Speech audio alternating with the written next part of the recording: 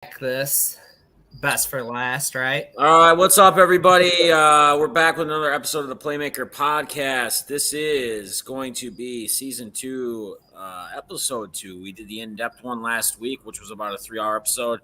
Hope you guys enjoyed it. I know we didn't have a lot of people live, but I know we got a lot of playback views. I think there was some interesting takes between all of us. Brady pulled off the Bears somehow, being a homie homer, and said, I'm taking the Bears to win and beat the Niners. So he got that one somehow. But, yeah, I mean, a lot of maybe some surprises, obviously, some outstanding performances. My bad. And some other things.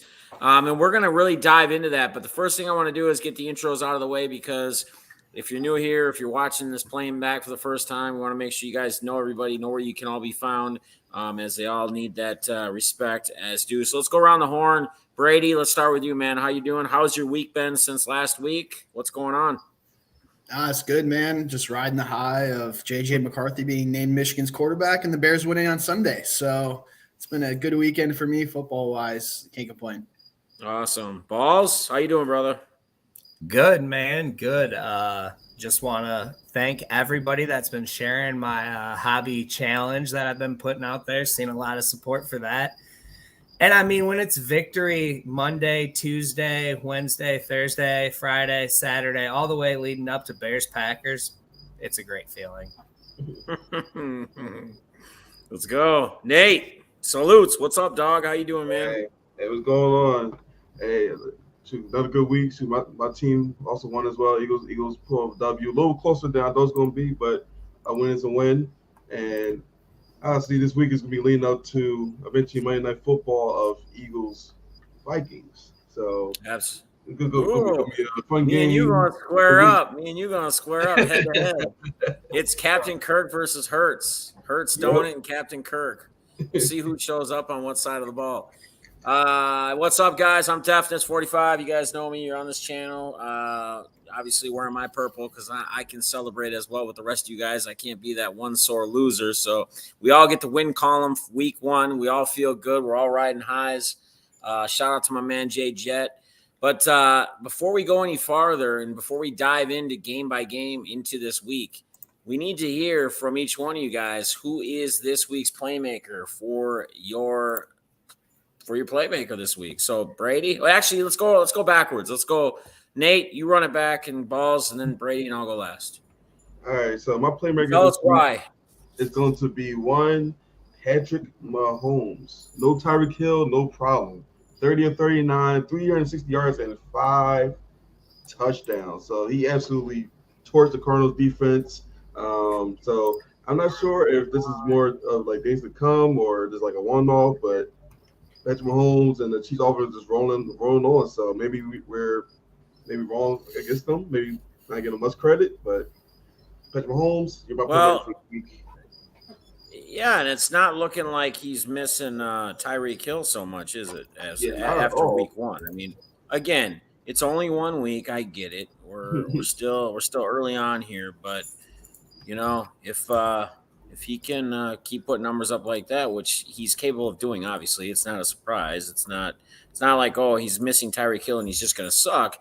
I think some of us felt like the team would take a little bit of a dip, losing some of that playmaking ability from Tyreek Hill. But probably if I were to look at it overall, numbers wise, I mean, probably Patty Mahomes, if we look at it like number to number stat, probably the top playmaker overall looking at numbers. A lot of great plays, and we'll get into them this week. But balls, who do you got, man? Man, I went to the Thursday night game. He was unstoppable in the Thursday night game. Man, I'm having playback. I apologize. I'm trying to use my other screen and it's playing stuff. You're good. NFL. You're good. So I'm taking Stephon Diggs, man. Targeted 7 times, 6 catches. I think he had a TD. Should have had 2. Should have caught all of them that were targeted. I mean, it was personal for Josh Allen and Stephon Diggs this week with all the stuff that Jalen Ramsey had said in the past. And you could tell that Diggs came out looking to dominate. And I mean, that was the matchup. Who would win there would really dictate, how Buffalo's passing offense would work. And man, he dominated. And when they needed a play, he was there for him. So I'm going with Diggs. Right. Nice. Awesome. So again, I think we got that as the game, the kickoff of the season game, Thursday night game against the Rams. Josh Allen came out and showed that he is going to contend for that MVP spot. We talked about some other quarterbacks that could possibly take that spot or that position. We took some long shots, maybe a little bit, but that's why we're here. That's what it's about. It's about to look back and see as the season progresses and where we get to the end. So Diggs, Josh Allen putting up those numbers, Buffalo getting that win. Brady, talk to me. Who do you got, my guy? Well, I took a player that not only has been the centerpiece of my dynasty team and hurt the last 2 years, but a young guy in the league that I think the league's better when he plays, and that's Saquon Barkley. 164 yards and a tutty on the ground, 30 yards in the air. So almost 200 yards total offense, and it makes that Giants offense just kind of go and be kind of respectable. And they pulled off the upset this week against Tennessee, which was one of a few upsets. So, but I'm sure we'll get into those later. Yeah, and again, it's only week one. We're talking Giants are being put in the picture with Barkley. Daniel Jones really didn't look that terrible. I talked about it in the preseason thing. I said I'm taking some stabs. When I was at the National, I was picking through the budget boxes and I was pulling out the Daniel Jones rookie cards, saying I'm just going to take a stab at this guy because I still feel like he has the potential, and I feel like they are building weapons around him with Tony, having Barkley, Darius Slayton, showing that he can be a guy over there in New York. So great pick. Yeah, it's 6 yards shy, all-purpose yards. He had 194 yards. He had 18 carries, 164, 6 receptions for 30 yards, and a TD. The guy I'm going to take is going to be no other than the Jet has took off. Jet, Mr. Jefferson himself, the 1-8 doing the gritty. 9 receptions, 184 yards, and 2 smackarooskies in the end zone. Let's go. We're looking good. We're heating up, so I can celebrate my victories over here as well as the boys in Chicago and Philly, wherever else you're at, celebrate their week one victories. All right, guys. So moving on, let's just kind of dive into it. I don't know if we want to go like list game by game and just kind of do highlights. Like if we got I don't know, Brady, do you got a NFL scores thing up or something where we can just dive in and bring up game by game, or how do we want to do this? Yep, I have the NFL scores. So why don't you just kind of tell us as we go? Like we'll touch on whatever and just let's say whatever game we're talking about first, and let's just roll since you got the dual monitors right now. All right, so Thursday night football: Bills 31, Rams 10. Yeah. I was honestly kind of surprised at how poorly the Rams played. Stafford looked like garbage. Yep, but that's kind of what we talked about. Stafford has the ability to make some mistakes, and that's what happened. And that team just didn't look good. The lack of Allen Robinson is just amazing to me. I understand it's week one, but talk about struggling and then immediately forcing every ball to Cooper Kupp. That's literally what the game was. So right, not a good look. Tom T is celebrating because Stafford's being brought up, and he's finally here to smack me back a little bit, smack me up a little bit on the Stafford talk. But anybody else? Was there any real surprises? I think another guy with Diggs having such a monster game, Gabriel Davis finding the end zone as well. We touched on Gabriel Davis. I love him as a fantasy stud. I drafted him a lot. Like I think in most drafts that you were in, depending upon how many teams you were drafting in this year and season long, if you were either going after Diggs, you weren't getting Allen, or if you were going after Allen, you weren't getting Diggs. But I think you could reach for the Gabriel Davis by stacking him. And that's what I try to do in any leagues that I could where I got Allen. Because I honestly feel like Gabriel, he really blossomed in the playoffs. He had that, 4-touchdown game in the playoffs. And I think from there, I think that's gained his growth. And I think we're going to continue to see him excel as well with Diggs lining up opposite of him. So it's going to open up some things for him. The corners are going to have to eventually pick and choose what they're going to do or who they're gonna double cover, or who they're gonna put their best guy on, and it's gonna leave it open for one of those guys to blossom. So, anything else you guys really want to touch on the Rams? Yeah, my last takeaway with Rams Bills is simply this: the era of the New England Patriots owning the AFC East is clearly over. Oh yeah. Now the Bills are clearly that team with expectations year in and year out because of their quarterback. And I think we can use this kind of to move towards what happened in Miami this week. We do see the Patriots come out. We talked about their offensive struggles that they had all preseason, and they continued in this game as well. Only scoring 7 points. Miami's offense didn't light it up, but they still got the ball to Tyreek Hill when they needed to make some big plays. And yep. What are your guys' thoughts? I feel like it's shifted to where the Patriots are now maybe not only battling for the second position of the division, but maybe even like the third place team in that division. What are your guys' thoughts on that? And what did you guys see in this game that kind of impressed you with the Dolphins or maybe disappointed you with the Patriots? I mean, that definitely looking at like the way the Patriots played, they definitely played kind of like the third best team in that division. Just obviously saw Buffalo pretty much neutralize the Rams defense. Like they definitely like neutralized Aaron Donald and obviously Diggs own Ramsey in that game. So I was like, see the Bills. That show like not only like the best team in the AFC East, but obviously one of the best teams in the league. And then the Dolphins, they just play solid ball. Like Tua ready to make too many mistakes. They got you got the ball to Tyreek Hill. I know Waddle had like a slam route that went for a touchdown. So definitely utilizing their speed. So yeah, I mean, if the Patriots don't come out guns blazing next game, you could definitely question, be like, are they really like maybe the third best team in the league, or could they even miss the playoffs this year? So here's something I want to touch on too. I think this was brought up quite a bit last week. I think we kind of touched on how, this is kind of we'll see after this year, right? Brady said we'll see if it was a Brady or a Bill Belichick era when Brady was in New England. Who was it? Who was the guy that really, had how they blossomed and how they dominated for so long? And I think most of us were on that page of, the Patriots are not going to be good. Like they're not going to be a good team. They're struggling. They struggled, even though it's preseason, they struggled all preseason. So are we surprised? I mean, I don't know. I think on my end, like Tua's that guy that, he's gonna have his bad games.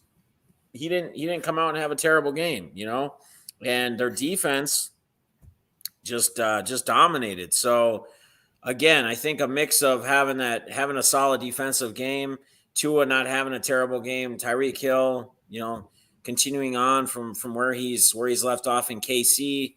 I mean, I think that's kind of where you see the win there and the domination, if you will. And I think you're going to continue to see this as we discussed last week in New England. I think it's going to be an issue. It's going to be a problem. So, anybody else? Anything on that game? Right, Brady? I think the thing that stands out to me is just the complete lack of weapons from Mac Jones, right? I mean, that's one of the things we talked about in our podcast last week was the addition of weapons for all these young quarterbacks. And the Patriots' lack of receiving courts rivals the Bears with probably the worst in the NFL, right? But here's the issue. Mac Jones isn't mobile. Mac Jones isn't Justin Fields. Mac Jones can't use his legs to create a different dynamic of the offense. So when he sits back in the pocket, Jacoby Myers is meh. They added Devontae Parker. He had one catch for 9 yards. So there's no offense. And that defense, Belichick's always had a decent defense. Everybody talks about Tom Brady, but a lot of those Super Bowl teams have had great defenses. So that might carry them to a decent record this year. I don't think they're a playoff team. I don't think they're anywhere close to it. I don't think they are either, honestly. Anyone else on that game? Let's move. The next game we had Eagles 38. So you're muted if you were talking. Eagles 38, Lions 35. Nate, let's let you start out on this one because since this is your team, the Eagles, Philly. Where are you at, baby? Well, I mean, That was a good game for like offense wise, because obviously the big question for us is how Jalen Hurts going to look. Is he going to show improvement? Is he going to like lead the offense to like good? So he started out pretty rusty. I think he started the game like 0 for 5 throwing wise, or like it was something like 0 for 6. But he eventually got in tune with AJ Brown, because like AJ Brown, he had like 10 catches for like 155 yards. And so he had a big game. A run game was good. Miles Sanders, we finally used Miles Sanders for once. He had a good game. Obviously, Jalen Hurts was running the ball as well. So, but man, that defense, that Jonathan Gannon zone playoff 10 yards off the receiver defense is they gotta go. I'm sorry. It is like the Lions, they was able to run the ball on us, and then Jared Goff eventually got some passes off. So I'm like, the game was much closer than it should have been, but if we get short of the defense, then we actually could look pretty good this season. I know everybody be like, oh, against the Lions, yada yada, but we look good. Jalen Hurts look solid, so I think it should be pretty cool. Yeah, I think the one thing that you can really walk away from that game is their rushing attack is the same. What I really came away with it too is, man, Dan made a bad choice. Dan Campbell made a bad choice by kicking that onside so early in that game. Oh, yep. I thought the Lions should have came out and played defense in that situation. He tried a surprise onside, and these aren't the Lions that needed to be a team that you have to have all the breaks go your way. This is going to be a competitive Lions team this year. And I think that's a coaching mistake on his part. He should have trusted his players and his defense to come through there. So that's kind of what I took away from it is, one, Philly's run game is legit top in the league again. And the Lions, you know, they're a tough team. Can they overcome their coach in some circumstances? Yeah. Here's one thing I want to touch on this too, when we discuss like Philly's run game, is that, you know, as a fantasy, as a DFS player, there's nothing more frustrating than Miles Sanders, right? And I don't know that it's Miles Sanders as the player himself, or if it's how the coaching staff utilizes him in their offense. Like, there are weeks where he is in the prime spot, he is in the blow up spot, and I know this happens with any player in DFS, but he gets into multiple positions, multiple games, and then he literally touches the ball 3 or 4 times in the game. And that's got to be more on the coaching side. I get it. If the game gets out of hand right away and they get down 2 or 3 scores, they can't go out and just run the ball. Like they got to play catch up. They can't sit there and try to pound the ball. But at the same time, I don't think that's really how it is. Like in most cases, I just don't feel like they get the Byron Scotts in the world, and then the Gainwells or whoever else is with them, and they do this like 3-back committee thing, where again, I don't understand it. You have the talent, which we've seen with Miles Sanders, who is an amazing running back. They can pound the ball and be explosive with the pass, and Hurts being elusive and being able to get out. Why not utilize him better? Like, that's probably one of the most frustrating things that I can think of when I think of the Eagles, and just more on like a fantasy DFS spectrum. And I'm sure season-long players too.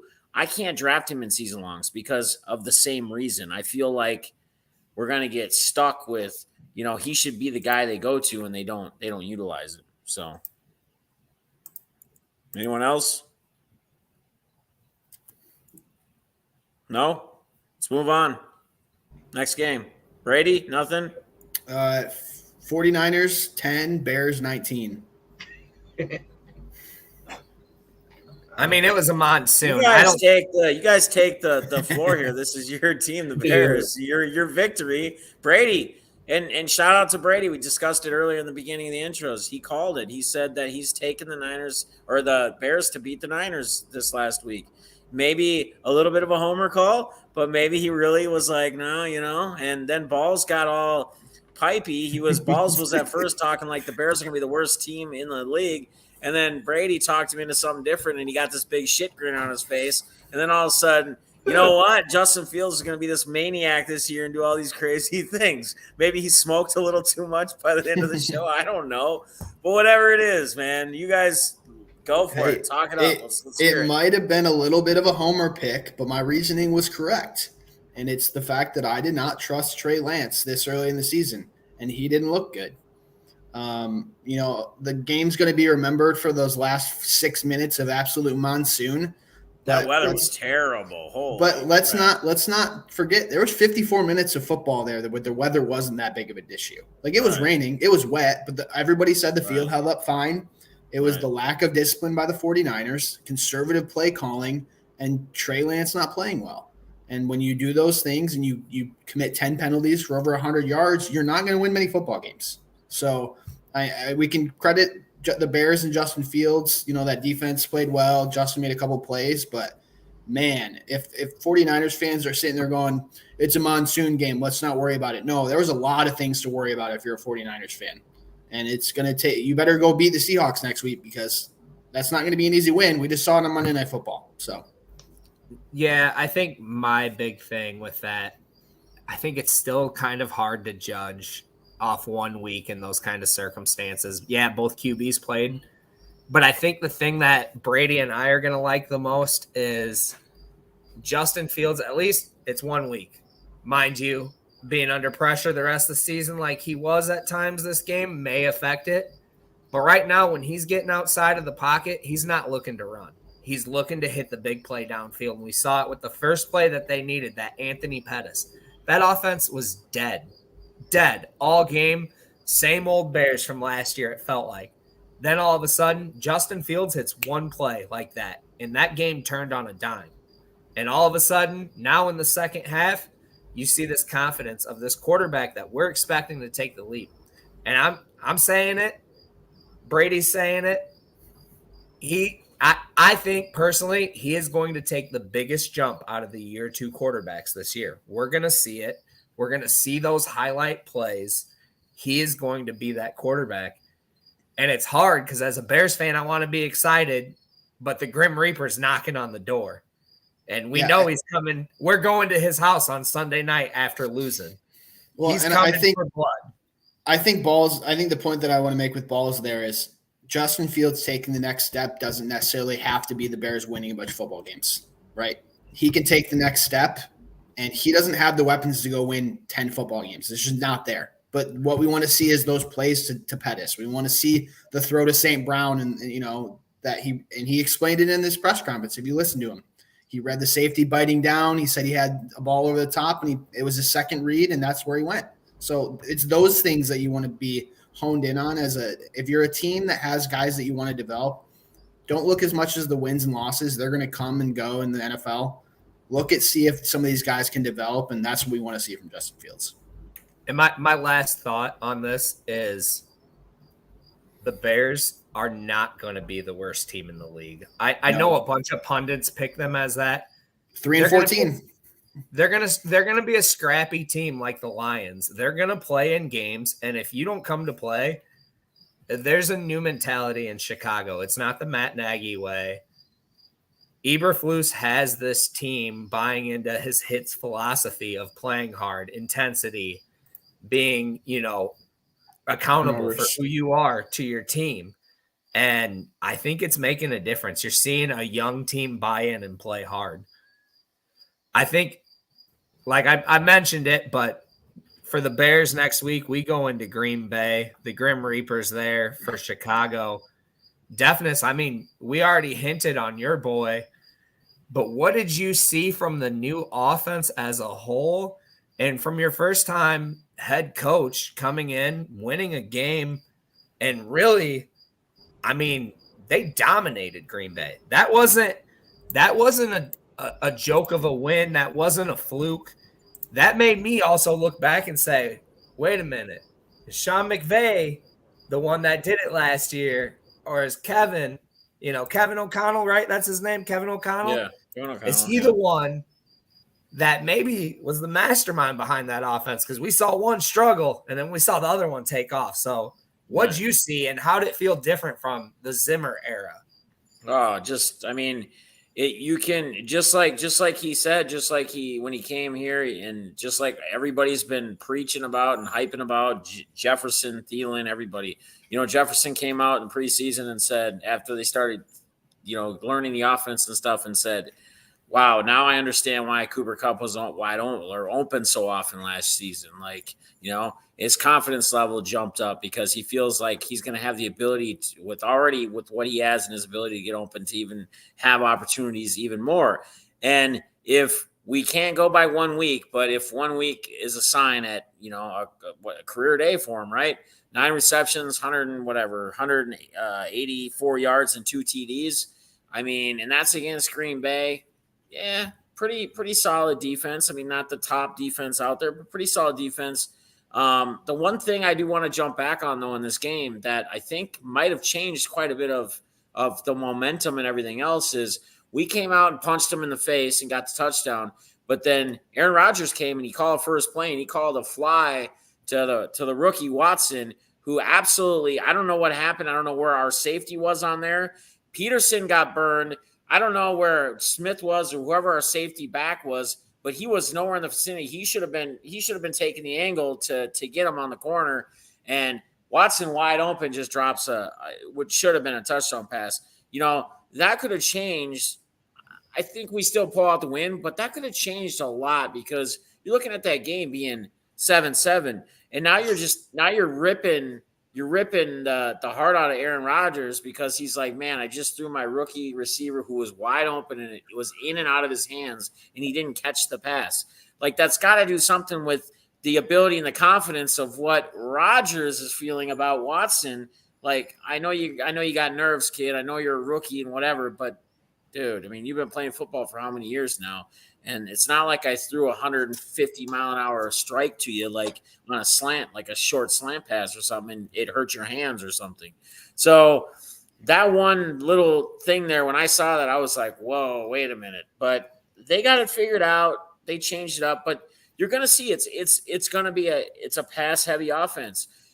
With that being said, Dalvin Cook goes out and has, 20 rushes still for 90 yards. But I think a lot of that also played into game script, right, and how the game played out. So they pretty much were ahead the whole game. At some point, you start doing clock management because you don't got to worry about putting points up on the board as much as long as your defense is holding them from scoring. So I think that's where some of that gets picked up as well. Madison had like 30 yards or something on a couple rushes as well. But, man, talk about a confidence boost. I mean, I couldn't be happier for Kevin O'Connell.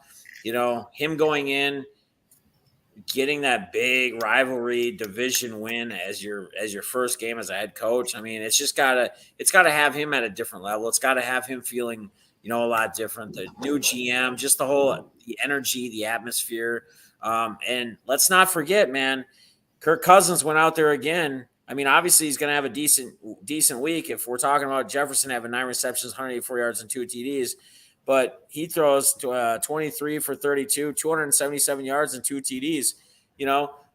Not the top performance out there between quarterbacks in the NFL week 1. You got the Allens, you got the Herberts, you got the Mahomes. But, again, it's not too crazy. And, again, it's only week 1, and we're going to keep saying this as we talk this week. But it's not crazy to – like some people are, some analysts are putting him in that MVP talk because they think of what the ability is going to be with the new offense and how they're going to play it in the pass heavy game. So it's going to be interesting, man. I'm excited. I'm pumped. I think a lot of people in Minnesota are. So just like you Chicago fans are getting that week 1 win against the Niners, and we'll just see as the season continues. So I like the Vikings to win that division, actually. I think we need to stop talking about Aaron Rodgers being able to fix all these issues, right? Because only so much talent can leave that locker room that Aaron can hide. And his receivers are all, besides Lazard, his receivers are all rookie. It's like rookies. He's got that Dobbs dude. Yep. He's got Watson. Like, they're all young. Could one of them come out and Watson could have a decent year? Yeah, but he just dropped a bomb, a free touchdown pretty much. He burned the dude. So – Aaron Jones ain't going to be able to just carry the whole load. They're not going to be able to just run all year and win the division. Like, that's just not going to happen. So I agree. I would love to see the wide receiver drops happen and Aaron Rodgers just have a breakdown on Sunday Night Football this week versus the Bears on national TV, and the narrative starts, is he a bad leader? Because I hate him. So, Brady, go with the next game, man. You got the next one? Yeah, so we had the Steelers 23, Bengals 20 in overtime. This was an interesting game because obviously the first half, Steelers dominated. I think Burrow had like 3 or 4 interceptions in the first half. So every turnover, and then so enough Bengals come back, but pretty much the ending of this game was pretty much the main thing because obviously McPherson missed the field goal at the end of the game to win it, and then in overtime Boswell missed the field goal, and then McPherson missed the field goal again, like a chip shot. I think a 24-yard field goal, he missed it, and then finally Boswell made it. So it was really a wild game from still dominating to the Bengals come back, and then no team wanted to win, and then kickers got into play. So I will say the Bengals snapper was hurt, so they did have a backup snapper at one point. Okay.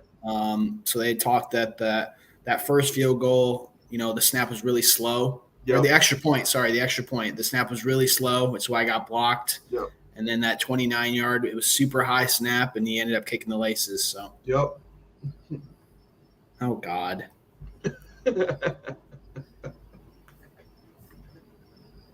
You're muted, Duff. But, I mean, I think what we saw was the Bengals, they can't overcome, obviously, the special teams. But, I mean, Joey Burrow getting hit as much as he did this week, as well as – I sent you a message.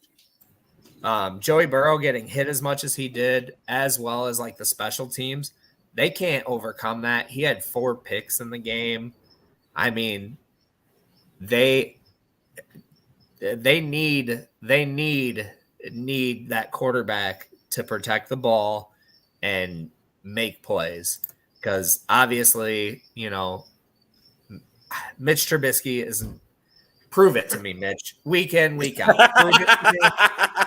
And until I see that, like, I'm not going to believe in the Steelers. They just lost T.J. Watt.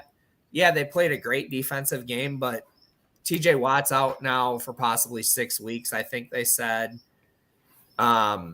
Minka destroyed, but I don't believe in that offense at all. And I don't know how you could have that much faith in Mitch Trubisky moving forward. Like guys, while we're still on this game, what week is Kenny Prickett going to come out? What week is going to be the Kenny Prickett coming out party? Let's all take our guesses right here while we're on the game. When's their bye? I don't know when their bye is. I'm going to ask that. It looks like it's week 10. I think it's their bye. Week 11. I think it's week. Let's see. Week 8 is my guess. They go Jets, Bills, Bucks. I think that'll be Browns, Jets, Bills, Bucks. I mean, if they're 3-5 at that point or something, it's going to be rough. We'll see. I go pretty early. I probably say week 6. I think week 6 they can get rid of Trubisky. So I'm gonna go week 4. Trubisky's gonna struggle the next 2 weeks or 2 weeks, and they're just gonna say, you know what, it's time to switch it up. See ya, buddy. I mean, how often are you going to get Joey Burrow to throw 4 picks in a game, right? Well, he did it against the Bears last year. And, I mean, you got to remember that. They did have an awful game against the Bears like week 2. The Bears beat the Bengals. Burrow got picked off on 3 straight passes. It happens. So, we'll see. Another game in that division was the Browns versus the Panthers, the Baker Bowl. Baker came out and said because he lost it. I don't know why the media made a big deal, but if he would have won, he'd have been telling the Browns. Yeah, you'd have been in midfield, like grabbing his junk, flicking people off. Yeah. So, I mean, huge day from the Browns running attack. Obviously, again, seeing Hunt, I think he scored twice. And Chubb had 140, I think, rushing. Oh, their running game is just Another insane. running back, though, that looked really good, Christian McCaffrey, looks solid. If he stays healthy, he looked like a vital part of that offense. Yeah. No, What I are your agree. guys' thoughts? Just got to on stay that? healthy, though. That's the problem. And, Cleveland squeaks it out with, what, a 60-yard field goal, right? Yep. I mean, a 60-yard field goal for for the rookie to win the game. Yep, the rookie, too. K. York. Crazy. Like, talk about pressure, talk about distance, talk about a leg. Like, I don't know. I mean, again, going back to it, Ball's kind of touched on it. They're Cleveland's run game right now. Can you guys imagine, and we're going to eventually see that after 10 weeks or whatever, with Watson in this offense, though, like, in their run game right now, like, man, like, Cleveland could end up being a tough team here. They gotta, Jacoby Brissett's gotta somehow just manage this team, be able to hand the ball off, not do stupid turnovers. The defense has got to stay strong. They could be in that hunt when Watson is ready to come back, and it could be a whole different thing. The league's going to be looking at the offense on one end with Brissett for those 10 games, and now they're going to be deep in the season. It's going to be Watson taking over, and it could be a big switch up on how they even do things. So even being able to try to game plan for, say, Cleveland could get a bit interesting with the shuffle in the quarterbacks due to that suspension. So where do you think the Browns need to be going into their 12th game record wise? So they got, what do you mean? 11 week 12 is when Watson comes back, right? To the North. What do you mean? I probably say like 6 or 5. To be in contention for playoffs is what he's asking. Yeah. Yeah. I think 6 or 5 for me. Be like little above 500. That's be pretty solid. But Nate, what if they pick up Brian Robinson too, and he gets shot again and just decides to come back and play that first week? He might play in week 5. They said he might be back by week 5. I cannot believe that. Isn't that crazy? Like, whether it's a week or 5 weeks, doesn't matter. Man, that's insane to get shot in the leg. And play this year. I would say, Brady, I'll be honest with you, AFC North. I mean, I'm going to say Pittsburgh's – I mean, depending on where Pittsburgh goes with this and how they can maintain with either Trubisky or the likes of the rookie quarterback if he takes over, there's going to be the growing pains there. See, Steelers – I don't think they're that big of a deal to worry about. Baltimore. I think 5 and 6. Look at the other teams. What's that? I think 5 and 6. Yeah, I think Nate's close from what I would gather. That 5 and 6 record. I don't think it's gonna. They don't have to be like 8 and 2 or whatever, 8 and 3 or anything. They don't have to dominate. I don't think to have a shot to be contention with Watson throw back. I think you're right. Their last 6 games: Texans, Bengals, Ravens, Saints, Commanders, Steelers. So they have a division game against all 3. So that's big. You got to win some of those. I 5 and 6, 6 and 5. I mean, I think that gets them in contention. I think we should get Mr. Eric on the podcast one of these weeks to join us. He's leaving a lot of good comments. I don't know if he's a camera guy or not. Sometimes people don't really like the camera, but he's been pretty active in the stream and the comments. So Eric, if you ever want to join us some week, let us know pre-show. We can get you a link. It's super easy. You just need to go through StreamYard and use a camera, phone, or whatever. So anyway, continue. The last AFC North team, the Ravens, beat the Jets. I mean, Lamar didn't beat him with his legs. He sat in the pocket, threw a few dimes, but Joe Flacco threw 59 times. For a guy that's 85 years old, he's got to be so sore today. I can't imagine. A little ice bucket, a little ice pass. His arm has to be out of control. So I don't think you can really take too much away from this game. I think that's kind of what we expected, right? Yeah. But say, like, I look at this stats and everything. Like, it's just the Ravens just played solid enough just to beat them. Really, like Lamar really didn't do much in the air. They really didn't run the ball as much as I thought they were. So yeah, just a solid win. The Ravens taking care of business. That's about it really from this game.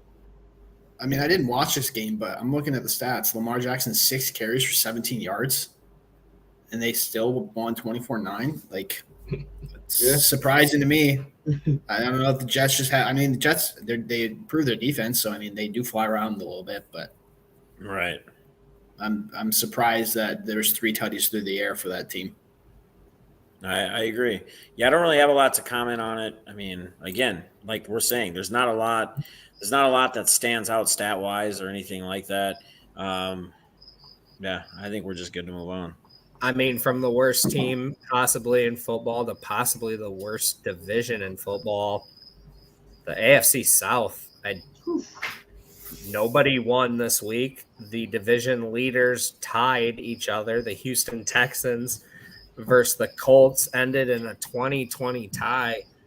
I didn't see too much, but this is disappointing. It feels like this is an interesting game, right? Because we feel like the Colts could be up there and could be they're a decent squad, solid squad, and long neck Davis Mills came out a little bit and kept them in the game. So you see the little meme long neck Davis Mills pictures where they got the super stretched long neck like on Twitter everywhere. Like, but hey guys, did I not talk about the Texans a little bit in the in-depth thing, and we were like name 4 players or whatever, we couldn't do it. But at the same time, Mills, Collins, like they got that Damian Pierce running back. He didn't do a lot this week, but there's high expectations of him. He's like they got Burkhead and that other guy. Damian Pierce is his name. We got 4 this week. They're contenders, baby. No, we got 4 names.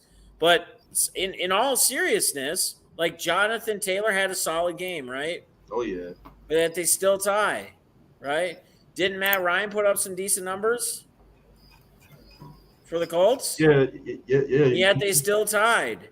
Like, you look at some of the stats on the Indianapolis side, it almost looks like this game should have been like a blowout. Like, Jonathan Taylor put up solid numbers. Matt Ryan put up some crazy numbers. But yet Houston just stuck right in there. So who won the turnover battle in that game? I didn't look at the turnovers. Maybe that makes me wonder if. Maybe, so I mean, there's not really much to say on that game except Tynes like kissing your sister. I wish they would get rid of the tie. Do something. I don't know how they do it, but I wish they could get rid of the tie. Yeah, the score was like Eric's saying. The score was 20-3 at one point in the game. Anyway. Yeah. Dougie Davis Mills, baby. That's who it is. Dougie Mills. Dude, long neck Mills, baby. I'm telling you guys.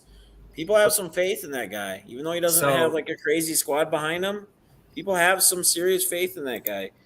He showed some signs last year as a rookie, so you never know. You never really know in this league, man. It's the NFL, not for long when you make those kind of calls. All right, where are we going?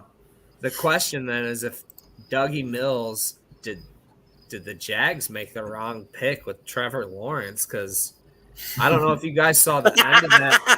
I don't know if you guys saw the end of that ball. Alex, I think Alex is in the stream too. He's probably I don't know. Fired up. I don't know if you guys saw the end of that game, but when he just chucked that up, he just chucked a ball up to like just heave one up at the end of the game. And I saw Twitter. Twitter was on fire. What the Jags fans were. They were like ripping. I mean, that's a game the Jaguars could have won, should have won. I think the one thing that I really came away with was like, you got the Carson Wentz roller coaster too, because that guy's he's a clown show, and the receivers that they have over there in Washington are phenomenal. Yep. They have a really good receiving core. Yeah. I think Def's breaking up some. Yeah. Brady, you have anything on that game? Did you see any of it? I did not watch any of it, to be honest. But I mean, Carson Wentz threw 4 touchdowns, so that tells you how terrible that defense is. Yeah, but same time Carson Wentz was winning them again and almost lost them the game, which is unfortunately I know that's the Carson Wentz experience. But but yeah, like receiving wise, I know like Jahad Dotson, he had a couple touchdowns. Taylor McLaurin scored a touchdown. Terry Gibson had a solid game. Also on the Jag side though, Christian Kirk had a big game. Yeah, and he had 6 catches, 117 yards. So that contract that a lot of people don't maybe was overpriced or maybe they got overpaid. He actually balled out in the game. So, but the Commanders got W. Jaguars probably should have won the game, like Ball said. But and also another thing is that James Robinson actually got more carries than Terrence Etienne actually in the game. So that's another thing. That's another thing to look out because obviously Etienne had like a lot of like potential, a lot upside this season. So not sure that's gonna stay that time or Jaguars might try to like ease them in. So, but there's another thing to look at too, as well. And then rounding up the losers in the South, maybe one of the bigger upsets, and let's give him some props because Brian Dabo showed some balls by going for it and going for the 2-point conversion in the win. Shocked, but Brady, you mentioned Saquon. I don't know if you saw any highlights, but what kind of makes you think that this offense is going to favor Saquon's abilities, if you saw any of that, and the Titans, yuck. Yeah, it was rough. Let's first talk about AJ Brown being gone. Are we seeing what that's kind of going to be this year? Derrick Henry, 21 carries, 82 yards. It's a mad performance. I just wonder. We've been evaluating Daniel Jones with not very many weapons and no run game the last 2 years. Saquon has literally missed 75% of the games. So it's just a different dynamic in that offense with him there. Like I said, it doesn't necessarily mean it's going to lead to a bunch of wins, but if you are a Giants fan, you got to be hopeful that Saquon continues to produce, and then you'll actually be able to see what Daniel Jones can do. I still don't love the receiving core. It's pretty weak. Kenny Galladay, what a worthless contract. But hey, when you have a top 5 running back in the league, it helps any football team you're on, no matter how good your receiving core is. So. Yeah.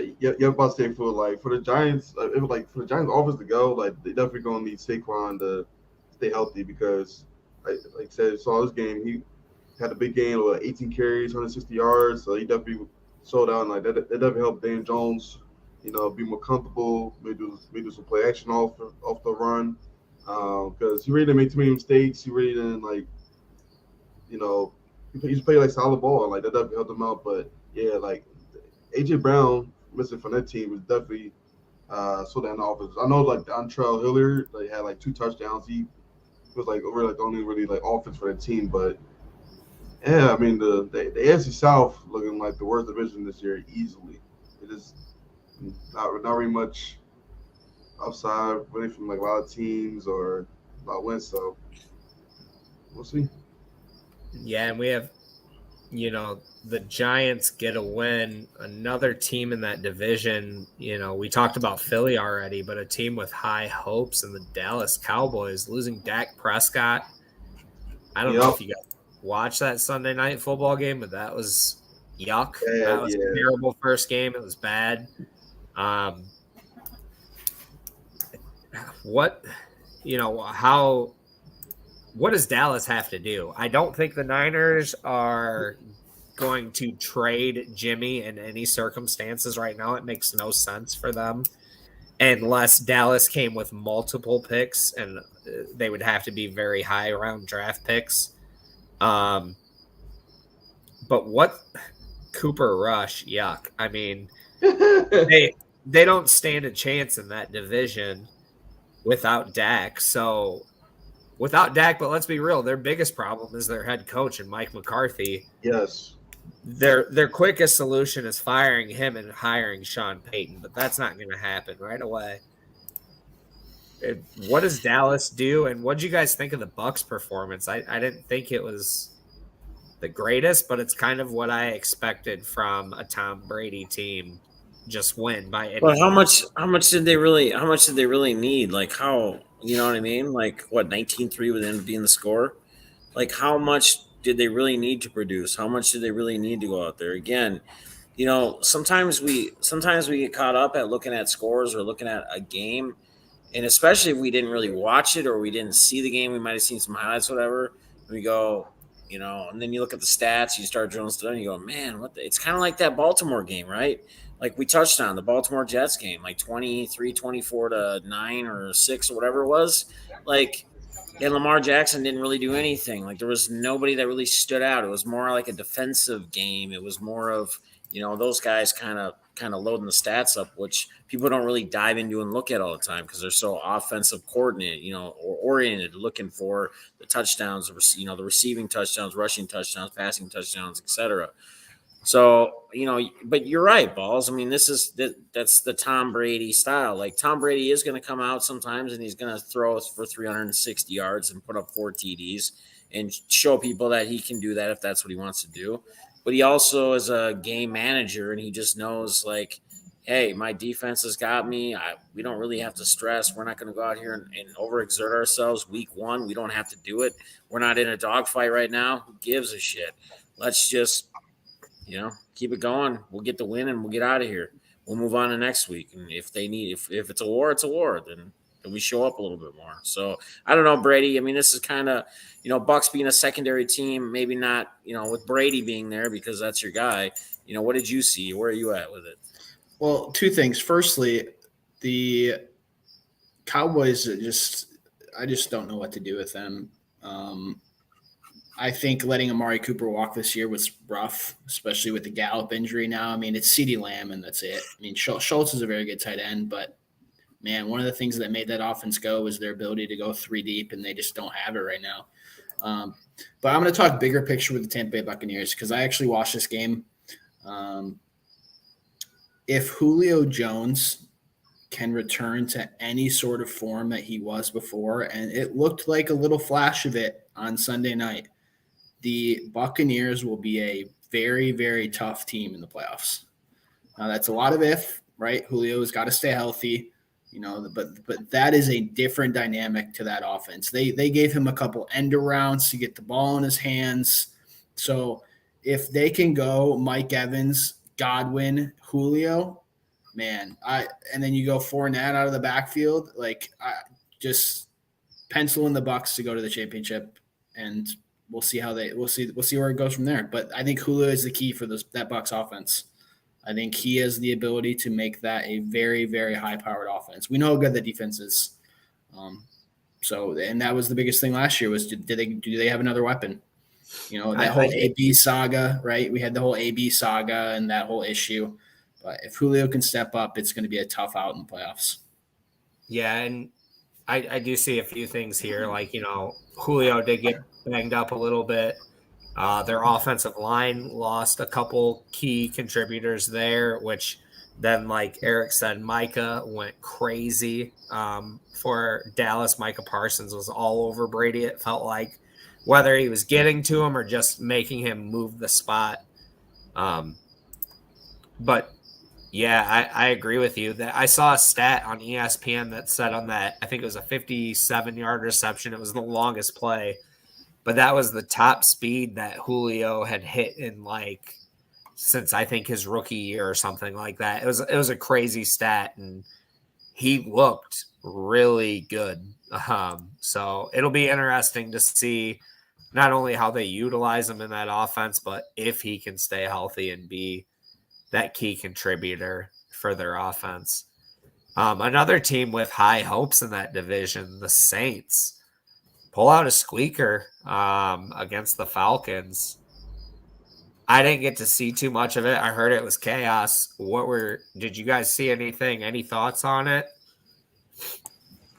Well, what did Mr. Crablegs do again? I talked about him a little bit, saying I think he's going to have a decent season.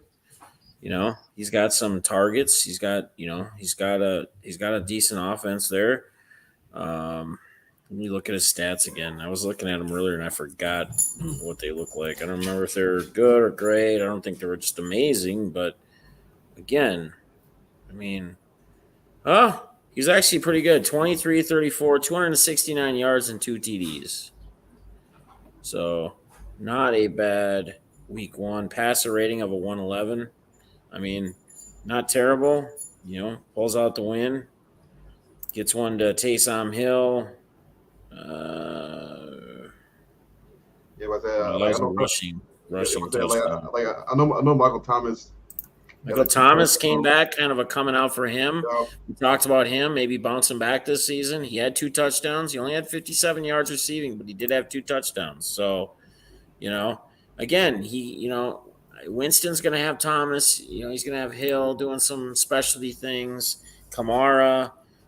They still got they got Olave. They got Landry, who had 114 yards receiving on 7 receptions. Jarvis Landry.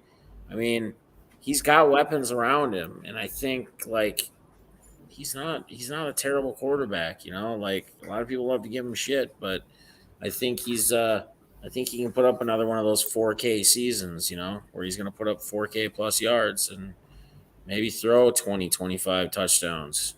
We'll see. Yeah, but I say, unfortunately, this was kind of another Atlanta choke game here. Unfortunately. Oh yeah. Because it was up 23. I think it was like 23-10 after the fourth quarter.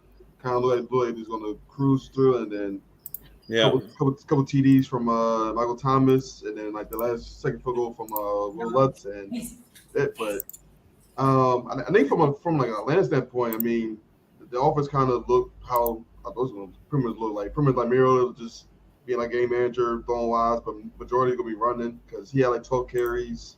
I know Cordell Patterson had a big game. He had 120 yards and a touchdown. The rookie Drake London had 5 catches for 74 yards, so he looked good. Kyle Pitts kind of at this point in the game, and they only had 2 catches, so kind of so pretty much it was kind of like how I thought it was gonna be, but unfortunately, like I said, it was another Atlanta late clash. Which Nate kind of surprises me on the whole Kyle Pitts thing, and again, it's only week 1, right? Yeah. You're like I said, you guys are gonna hear that from us all the time while we're doing this. Like we've said, I probably said it 10 times myself. But Mariota he loves to target tight ends. When he is a starting quarterback in the NFL, his tight ends have been top 10, 8, 5, and 7, I think, the 3 seasons he's been a starter in the league. So don't think that Kyle Pitts is just going to disappear and Kyle Pitts is a bust. And if you drafted him high, you wasted that pick because Mariota is going to get him the ball. He's going to put up big numbers. He's going to have a monster season. I mean, he's already shown he is that insane versatile tight end that really could just spread out as a wideout as well, but the way his size is and his ability. So they can use him a lot of different ways. So I wouldn't say that I would say you screwed that pick if you drafted him in any leagues high because he'll bounce back. That's not going to be an issue.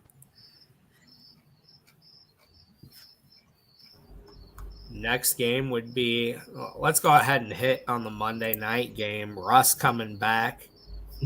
Seattle upsetting. I think it's an upset, right? That's how we all kind of feel. Yeah. Upset the Broncos. Kind of self-destructed by the Broncos getting inside the 5-yard line, not scoring. Yeah. Thoughts on that game? I thought Hackett should have went for it on 4th down late. Yes. That was kind of an early young coaching mistake, in my opinion. Any other thoughts on that game, though? I mean, go ahead, Nate. I'll touch on it here in a minute. I mean, pretty much from that game, it was mainly just the Broncos letting one get away. Like I said, Melvin Gordon had a chance to run into the end zone, fumbled. Then Javonte Williams, same thing, fumbled. So that's at least 6 points if they even get stalled, but it's more likely probably a couple touchdowns there. So between that and like I said, pretty much mainly on the timeline last night was you're paying Russell Wilson all this money to be that guy and 4 for 5 to try to win the game and you kick a 64-yard field goal. Obviously Brandon Manning has the leg to do so, but when you're paying Russell Wilson that much money, a Hall of Fame quarterback, and you don't use it for 4-5. Like that's definitely was like an eye-opening kind of thing. But and then also the game management was also bad too. Like the last 4 minutes, they wasted so much time. They was just casually going to the ball. I'm like, yeah, it was just a bad look for the Broncos. But a good one for Geno. I know you said like a lot of people run him off, but he hasn't rolled back yet. We said after the game, so yeah, a surprise win for Seattle. Maybe they could carry the momentum for a couple games. Here's what surprised me a little bit, but I'm looking at the overall all-purpose yards, is how involved Melvin Gordon was in this game. And I don't know if that was like part of the game script or what, but Melvin Gordon's been talking about it all preseason that he knows that Javonte Williams is the guy. He knows he is the future. He knows that that's the guy that's should be their starter there. Gordon had 12 rushes, 58 yards, averaged about 5 yards a carry. He had longest was 13. Javonte Williams had 7 rushes for 43 yards at a 6.1 average. Longest was 13 as well. But here's where it changed a little bit is on the receiving side, and this is what I talked about, guys. This is why I'm such a fan of Javonte Williams this year, because this is exactly what he's going to do. He may not put up 100 yards on the rush side, but he's going to get those receptions. He's going to be that receiving back, and especially fantasy, PPR, whatever you want to call it, whatever leagues you're playing in. 11 receptions. He didn't 65 yards, but still, I mean, he had over 100 yards all purpose, and 12 rushes went to Melvin Gordon, as well as 2 other targets. And then all the other, Judy had 102 yards receiving with a TD. And let's not forget, Wilson only puts up he only has one passing TD, but he threw 42 times, 340 yards. I mean, the numbers were there. Like, it's just, I don't know, Geno Smith with his 195 yards and 2 passing TDs and the defense just got it done. You know what I mean? Like, just wasn't Denver's night. So I just have to reiterate what Nate said. Why did you trade for Russell Wilson if you're going to kick a 64-yarder with 20 seconds left on a 4th and 5? I don't understand. You gave up 5 picks and 3 players and gave him everything he could want to then kick a 64-yarder on Monday Night Football. I want to play it off as this new coach, but I don't get it. It doesn't make any sense to me. You did everything in your might to put your franchise quarterback on your roster, and then you took the ball out of his hands when it mattered. It baffles me. It doesn't make sense. Everybody's muted. You're muted. False, you're muted. Everybody's muted. Brady says, going to a team that's not taking the ball out of their quarterback's hands and letting him make plays, the Chiefs. A lot of people are writing off the Chiefs. Are we seeing a revenge tour this year where Andy Reid and Patrick Mahomes are going to be pissed off that everybody was like, Tyreek Hill makes the offense. He's the one that stirs the drink. And now all of a sudden you got Patrick Mahomes saying, hold up, I'm the one that does this. I'm the one with the head coach. I'm the guy. Are we seeing a revenge tour by the Chiefs that we're going to put up points in bunches this year against teams? I mean, it's Patrick Mahomes, right? He's already shown what he can do. He's already shown what type of quarterback he is. I mean, it's no secret. And yes, have I been one as well that said a little bit about Tyreek Hill? Like, you lose a guy like that, there's only gonna be one style Tyreek-esque player, just with everything that he can bring and what he does, his size, his elusiveness, his strength, his speed, just everything. Playing him, if they want to, like, backfield, like, whatever. And that's where that Sky Moore kind of came into with the draft in the mix. But again, it's week 1. I'm not saying like the Chiefs are going to suck. That's not what I'm saying. So Chiefs fans, don't jump the gun and think Def's just not on them. I don't think so. I think they'll be a playoff team. They're going to be a playoff team. I don't know if they're going to have what it takes to get all the way there. Now, one guy that stood out in this game is Clyde Edwards-Helaire, right? Like CEH. I saw a lot of tweets about, man, I'm never having him on my bench again. Like, I'm never going to bench him. But we've seen this before with him and the Chiefs. We've seen the same exact thing where some people don't play him because of whatever. He has one big game, and then he disappears again, right? Because every game's different. Every game script's different. Every defense you go up against is different. The way the game is going, whether it's got to be a shootout or you have a comfortable lead like they would have this week where they can just continue to clock manage at a certain point and let him take it and kind of get maybe some garbage time in the midst of all this, if that's what you want to call it. But, I mean, great performance. I think one thing that's overshadowed by Mahomes, putting up 5 TDs and however many yards he had, 360, 68, 60 yards. So, but that's one little area that, some people probably don't really even pay attention to or look at and should be noticed. But again, you fantasy guys out there, DFS guys, I wouldn't be locking in CEH next week and just saying he's an automatic lock, because that's what ends up biting people in the butt. That's what ends up taking your money and, I'm going to double up. I won this week, or I got this, and that's when you get burned. You're going to get burned when you go to guys that just have a huge week, because football is not like baseball. It's not a game of momentum, okay? It's not when their back gets great, it's good. The matchup is just so different week in, week out. Weather conditions, you got guys playing outside, indoors, you got different types of fields. There's just a lot of different factors. Just because he had a great week this week does not mean he's going to have a great week next week. He is not a Dalvin Cook. He is not a CMC. He is not a Nick Chubb. Yes, he's a good running back, but they also like to mix it up a lot with that offense. So, I mean, Pacheco got 12 carries, McKinnon got 4, and Clyde Edwards-Helaire got 7. So it's not like he's getting a bulk of the opportunities. Exactly. And, that's not always going to happen every week. So, I mean, 3 catches, 32 yards, 2 touchdowns. That's not a normal week. That's not a week where – that's not a production that's going to continue to happen. But I think one of the things that we can think about when we talk about the Chiefs is, there's a couple of different layers. And when we talk to the NFL, we have those teams that are kind of locks for the playoff, basically. I mean, I think the Bills are there. I think the Bucs are there. I think the Chiefs probably are going to be there with Patrick Mahomes. So I like to take a little bit of a longer look. So, as we go throughout these next couple of weeks, it'll be very much of how is this team going to look against a playoff caliber defense? I mean, Arizona's defense is nothing special. We talk about, I think Daphnis has mentioned a couple of times, it's 1 week, right?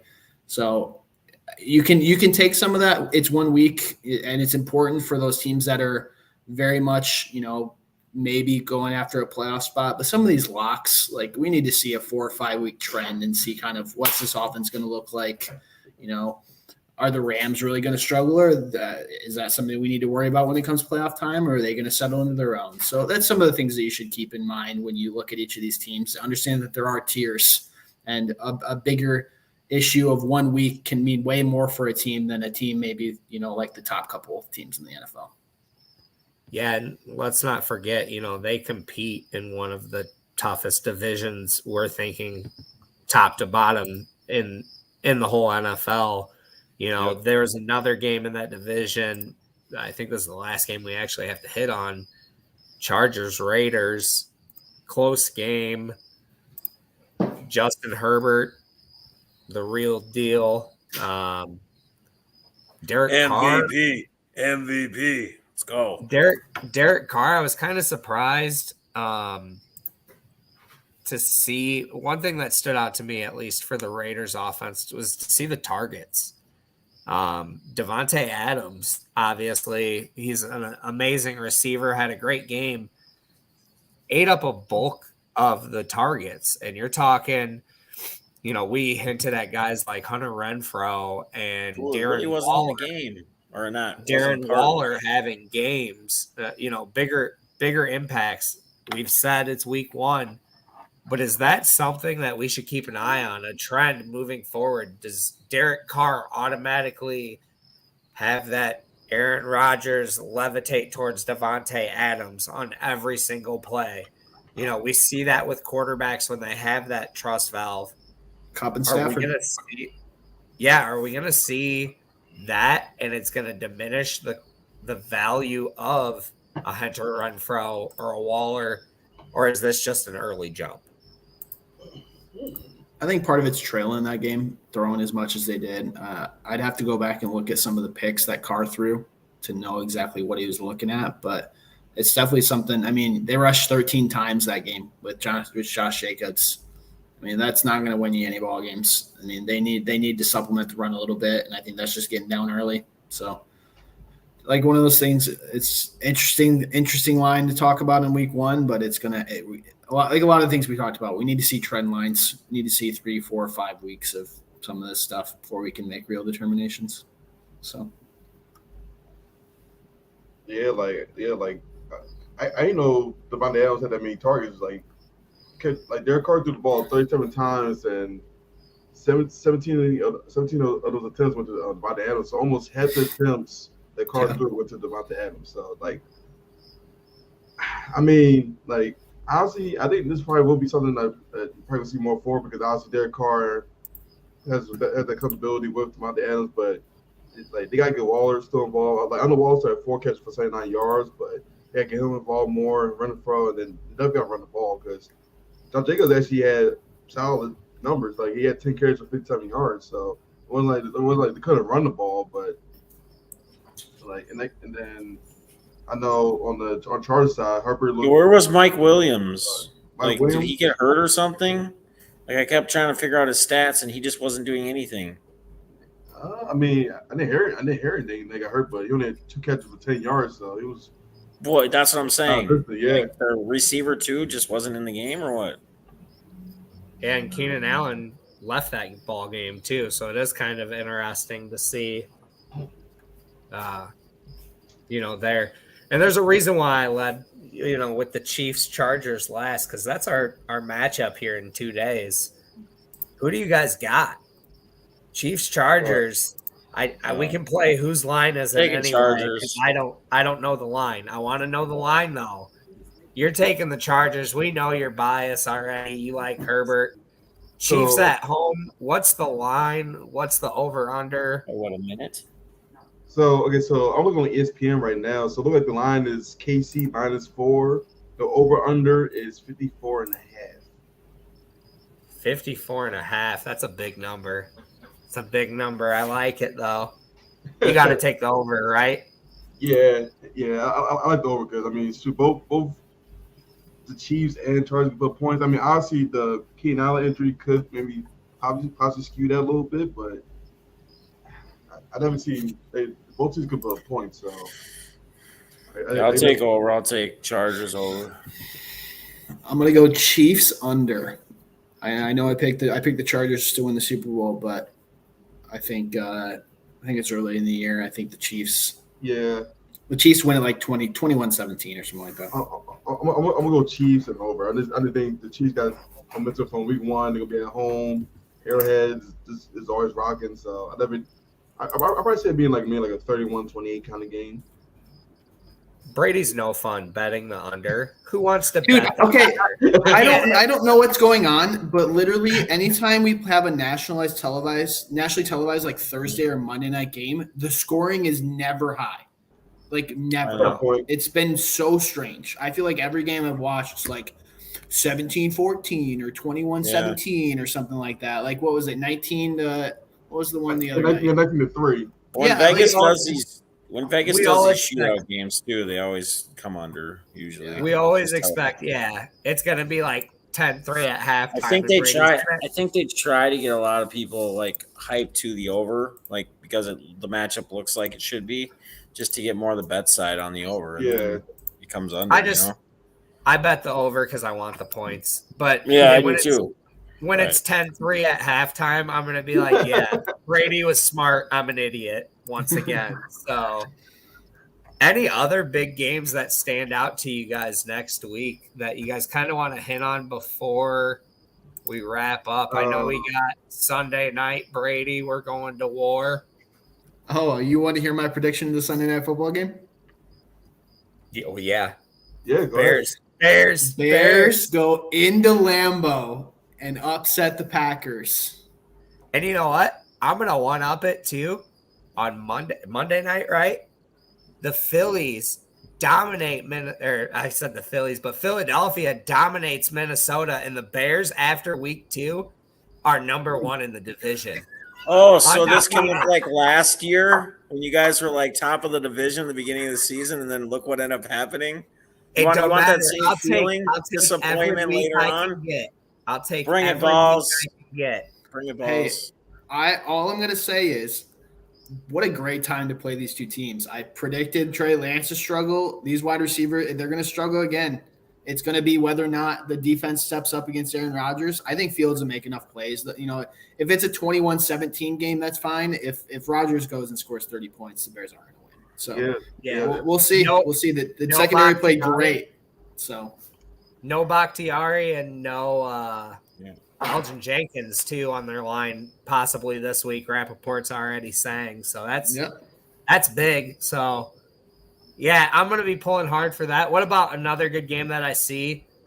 Buccaneers Saints. Yeah, I know Brady's leaning Bucks heavy. I don't know. Hey, do you guys think the Saints? I don't think the Saints always play Brady tough. Yeah, I don't know because I'm looking at the line. The line for the game is. Saints at home. It was okay. So Tampa Bay -3. I don't know. The Saints do play. Brady will do enough to squeak it out. I mean, that's what will end up happening. I think.